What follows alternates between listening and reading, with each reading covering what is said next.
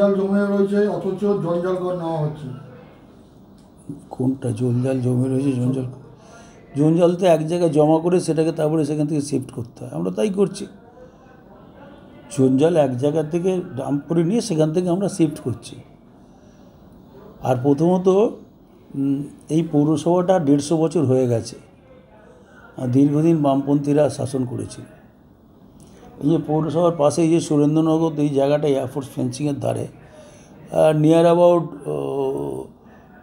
2 থেকে 300 বিঘা জমি হবে। সেই জমিটা বাম জমানায় জানে এনারা প্রায় জলের দামে বিলিয়ে দিয়েছিল। বাম জমানায় তারা দায়িত্ব নিয়ে করেছে।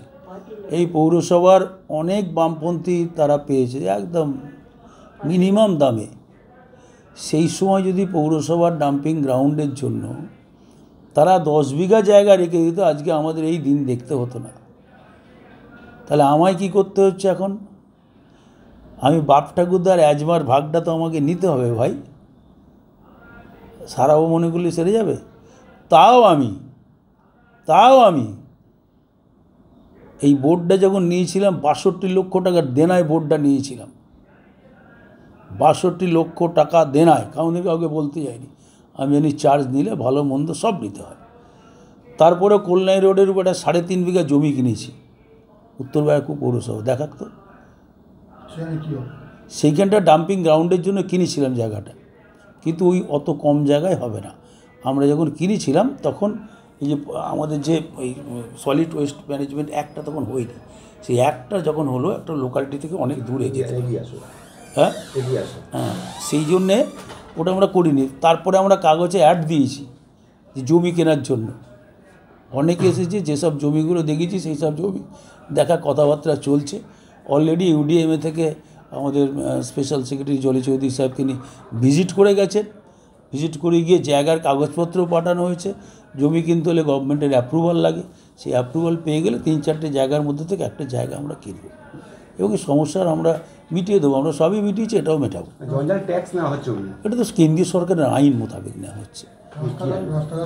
রাজ্যের রাস্তাঘাট খারাপ। আমার উত্তর ব্যারাকপুর পৌরসভার ড্রেনেজ সিস্টেম আগে ভালো ছিল না। এখন প্রায় 40 কোটি টাকার আমার কেএমডিএ থেকে ড্রেনের কাজ হচ্ছে। এই আমাদের মিউনিসিপ্যাল রাস্তায় টানা ড্রেন হচ্ছে, নবাবগঞ্জে এসবি রোড দিয়ে হচ্ছে, বাদামতলা দিয়ে হবে, পলতায় ঘোষপাড়া রোডের সাইড দিয়ে হবে, ইচাপুর পুলিশ ফাঁড়ি দিয়ে নেবে, সব কাজ শুরু হবে। তো এই যে ড্রেনের কাজগুলো শুরু হবে, এখন আমি রাস্তা করব কী করে? অলরেডি আমার 100 কাজের টেন্ডার ফ্লোট হয়ে গেছে। 100 কাজ, 100 কাজের রোড ড্রেনের কাজে 100 কাজের টেন্ডার ফ্লোট হয়েছে। আমি বর্ষার মধ্যে কাজ করব? আমার বাবার পয়সা তো পাবলিক মানি, আমি কেন মিস ইউজ করবো? আমার অধিকার আছে কোনো মিস ইউজ করার? কেউ বললে আমি নাচতে নাচতে ছুটবো নাকি? না, একদম হবে, আশা করছি হয়ে যাবে। 30 কোটি টাকা নর্থ ব্যারাকপুর, আমি বললাম তো, আপনারা এসেছেন দেখে নিন। এখানে ড্রেনের কাজ হচ্ছে, চলে যান ওখানে এসবি রোডে ড্রেনের কাজ, 2টো ড্রেনের কাজ আমার রানিং। ট্যাক্সের বিষয়টা কি কেন্দ্রীয় সরকার? হ্যাঁ, ট্যাক্স নেওয়া হচ্ছে, জঞ্জাল ট্যাক্সটা বিষয় এটা তো কেন্দ্রীয় সরকারের সলিড ওয়েস্ট ম্যানেজমেন্ট রুলস অনুযায়ী নেওয়া হচ্ছে। কত করে নেওয়া হচ্ছে? যেমন আগে জলকর নিত, বাম জমানায় জলকর নিত, আমরা বিরোধিতা করতাম, বাট আমি নিজে আমার বাড়ি থেকে জলকর দিতাম। কেন? যে মেয়েগুলো কালেক্ট করতো তারা ওর থেকে একটা কমিশন পেত, আমি দিয়েছি। আচ্ছা, দেখে নিচ্ছে। কাউন্সিলর নেই, কাউন্সিলর মারা গেছে, সেটা গভর্নমেন্ট যখন হবে, ভোট হবে তখন করবে। সেই ওয়ার্ড দেখছে, আমাদের লোক দেখছে। যেমন 3 নম্বর ওয়ার্ড দেখছে কমলেশ উকিল, আমার 8 নম্বর ওয়ার্ড দেখছে ওই পাশটা অজয় চক্রবর্তী, এই পাশটা দেখছে শিপ্রা চক্রবর্তী।